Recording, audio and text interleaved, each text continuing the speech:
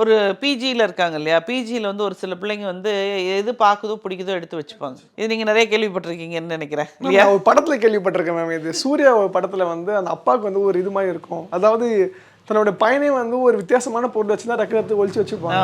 So அந்த மாதிரி ஒரு அந்த மாதிரி ஒரு கேரக்டர்ஸ் இருக்காங்க. இது வந்து it's a kind of disease. இதை கரெக்டான டைமில் கண்டுபிடிச்சி ட்ரீட் பண்ணாங்கன்னா they can bring them out of this disease. So இதை வந்து நம்ம குத்தமாகவும் எடுத்துக்க முடியாது. ஆனால் இதை அப்படியே விட்டோம்னா அது திருட்டு தொழிலாகவே மாறிடும். அவங்க வாய்ப்புகள் இருக்கு. வாய்ப்புகள் இல்லை, கன்ஃபார்மாக மாறிடுவாங்க. மேம் ஸ்டார்டிங் நீங்கள் சொல்லியிருந்தீங்க, நான் வந்து அவங்க போலீஸ்கிட்டையும் கேஸ் கொடுத்தாங்க, இருந்தாலும் உங்ககிட்ட வந்தாங்க அப்படின்னு.